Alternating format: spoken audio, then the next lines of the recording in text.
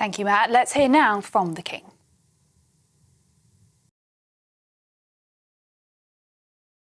This is a season when our thoughts turn to celebrations with our friends and families. In the midst of this festive period, I just wanted to ask you to join me today in finding a special place in your hearts and your minds and prayers for the hundreds of thousands of people across our United Kingdom who receive a cancer diagnosis each year, and for the millions more who love and care for them. I know from my own experience that a cancer diagnosis can feel overwhelming. Yet I also know that early detection is the key that can transform treatment journeys, giving invaluable time to medical teams and to their patients the precious gift of hope. These are gifts we can all help deliver. Throughout my own cancer journey, I've been profoundly moved by what I can only call the community of care that surrounds every cancer patient, the specialists, the nurses, researchers, and volunteers who work tirelessly to save and improve lives. But I have also learned something that troubles me deeply. At least 9 million people in our country are not up to date with the cancer screenings available to them. That is at least 9 million opportunities for early diagnosis being missed. The statistics speak with stark clarity. To take just one example, when bowel cancer is caught at the earliest stage, around 9 in 10 people survive for at least 5 years. When diagnosed late, that falls to just 1 in 10. Early diagnosis quite simply saves lives. Now, I've heard this message repeatedly during my visits to cancer centres across the country. I know, too, what a difference it has made in my own case, enabling me to continue leading a full and active life, even while undergoing treatment. Indeed, today I am able to share with you the good news that thanks to early diagnosis, effective intervention, and adherence to doctors' orders, my own schedule of cancer treatment can be reduced in the new year. This milestone is both a personal blessing and a testimony to the remarkable advances that have been made in cancer care in recent years. Testimony that I hope may give encouragement to the 50% of us who will be diagnosed with the illness at some point in our lives. Yet, too often, I am told people avoid screening because they imagine it may be frightening, embarrassing, or uncomfortable. Even when they do finally take up their invitation, they are glad they took part. A few moments of minor inconvenience are a small price to pay for the reassurance that comes for most people when they are either told they don't need further tests or, for some, are given the chance to enable early detection with the life-saving intervention that can follow. This is why I'm so encouraged to learn about the new national screening checker that is available online. This simple tool allows you to check whether you are eligible for breast, bowel, or cervical cancer screening. It demystifies the process, answers your questions, and guides you towards taking that crucial step.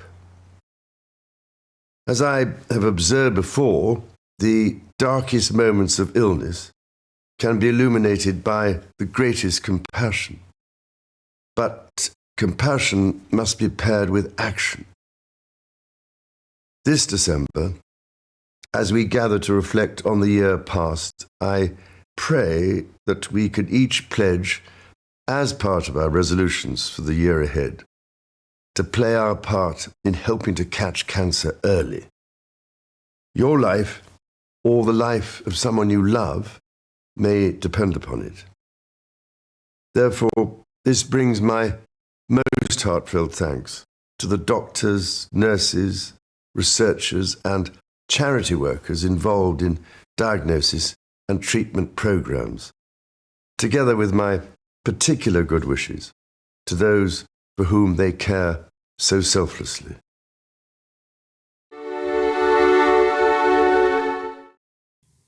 The King speaking there. Back now to Friday night with Matt Goodwin in Westminster. Well, thank you, Sophia. That was the King with a very personal message there about his cancer journey. Joining us to discuss that is GB News royal correspondent Cameron Walker. Cameron, what do you make of the King's statement there that we've just heard? Well, Matt, as Tom Bower said just before His Majesty delivered his message, it is unprecedented that the King would speak perhaps so openly about his own cancer journey. And I think the way I'm interpreting this message is one of cautious optimism. So it is, in a sense, good news because he has confirmed that his treatments will be reduced, or the schedule of treatments will be reduced in the new year. At the moment, he is undergoing a weekly cycle of cancer treatments and has done so ever since his diagnosis way back in early 2024. He describes this as good news, and thanks to the early diagnosis of his condition. And the King was speaking during a Channel 4 and Cancer Research UK joint initiative for Stand Up to Cancer UK, confirming that treatments will be reduced, or the schedule of treatments will be reduced. Now, I understand that His Majesty will continue to undergo cancer treatment next year, but his recovery has reached what's been described as a positive stage, and his medical team have advised that the schedule of treatments can be reduced in 2026. And Buckingham Palace has told me that the King has responded exceptionally well to treatment, and his doctors advise that ongoing measures will now move into a precautionary phase.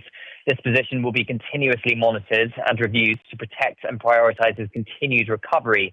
As the King said, this milestone on his recovery journey is a great personal blessing. And palace officials did, however, decline to give me details about the kind of cancer that His Majesty is having, or indeed the treatment, but reaffirms that the King does not have prostate cancer. If you remember way back, Matt, in January 2024, the King spent 3 nights in the central London hospital for treatments on an enlarged prostate, where a separate form of cancer was discovered. It's not publicly known what kind of treatment he has, as I said, but it sounds that the doctors are taking that precautionary measure. And their spokesperson for His Majesty has told me this evening that the King has taken great comfort and encouragement from being able to continue leading a full and active life throughout his treatment. Of course, he's continued, really, hasn't he, with earnest public engagements, but also, of course, heeding the advice of his medical team. His ability to uphold all of his state duties and continue with public engagements and overseas tours has helped greatly with the positive mindset that, as many families will know, is such a vital part of the recovery journey. That's what the spokesperson for the King has told me tonight. Now, Matt, palace officials have said really throughout his kind of health issues over the last year or two that they're not going to give a running commentary of the King's condition ever since he was admitted to hospital almost 2 years ago. But of course, it is a fine balance because His Majesty is head of state, Matt, but also he is a private individual. So I think that's really the balance. But as I said, it's cautious optimism, I think, but certainly a positive step in the right direction tonight.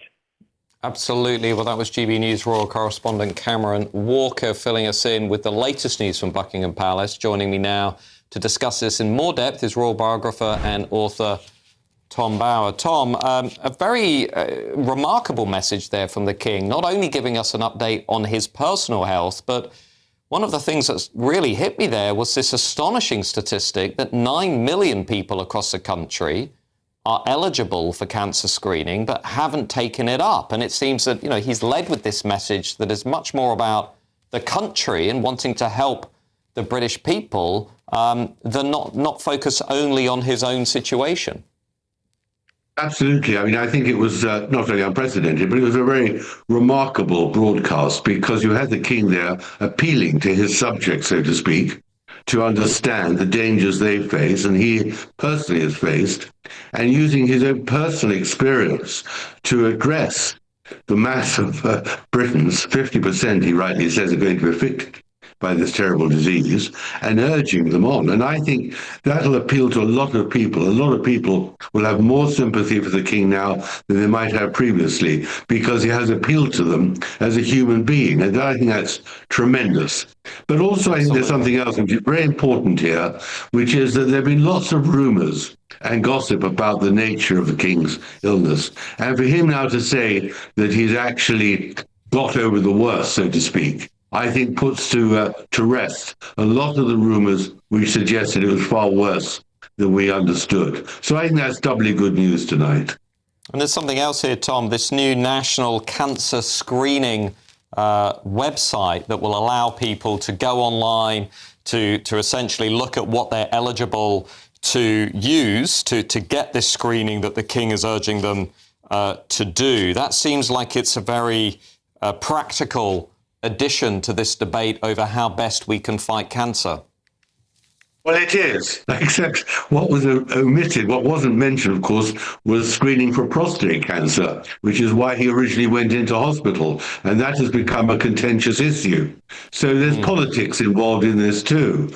And I think the king, by addressing the need for screening, is also raising with the government that they really do need to protect men too, not just women. And so again, I think Charles, the king, has intervened in a way which is a very positive way of urging politicians to realize how important screening is, and that the prostate screening is as important as cervical and breast screening. Absolutely. Well, that was royal biographer and author Tom Bower joining us tonight. Thank you, as always, Tom, for your insights and your time.